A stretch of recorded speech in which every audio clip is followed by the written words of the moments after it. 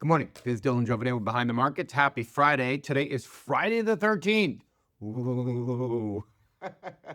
Today, I'd like to talk about Buffett, Warren Buffett, his last quarter as CEO of Berkshire Hathaway. Really, what does it tell us about what he did, what he sees, et cetera, et cetera? His public filings, his SEC filings revealed that he was, very active in his last quarter as CEO. And, they're also very revealing clues for where he sees value and what he's really been pushing on, where he sees kind of the world going in a way.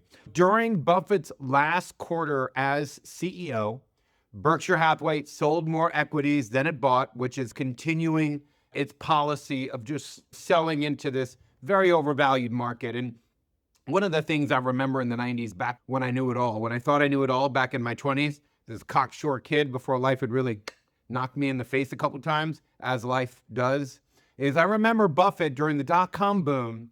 He was kind of a net seller the whole time. They were saying his Buffett lost his touch. For 2 or 3 years, they were saying this guy's lost his touch.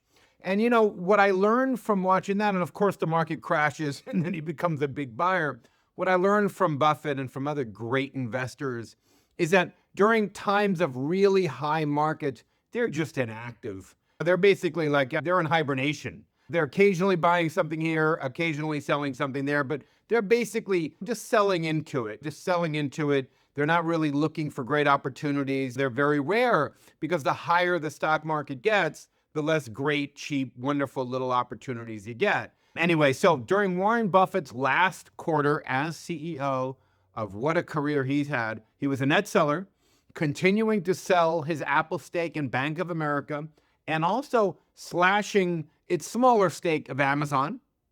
But he did significantly increase his stakes in Chevron and Chubb Insurance. And they also took small stakes in the New York Times, which is the first time he's come back into the newspaper business after being gone for quite a while. Famously, he was Mr. Newspaper. You remember with the Washington Post and all this stuff. Buffett was in the newspapers back when those were dominant holdings. There used to be a time when every town had a left newspaper and a right newspaper. And basically, if you were posting jobs or looking for jobs, we all grabbed the newspaper. We looked at the internet. So they had a monopoly. Those were great economics back then. But of course, the newspaper business has changed dramatically. And people don't really put in newspapers when they want to hire people anymore. So he buys Chevron, adds $1.2 billion, increases his stake by 6%. Chubb, the insurance company, which coincidentally, or not coincidentally, is now the company that has agreed to underwrite vessels in the Strait of Hormuz for the Trump administration.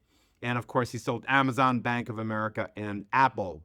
So his big moves are into energy and insurance.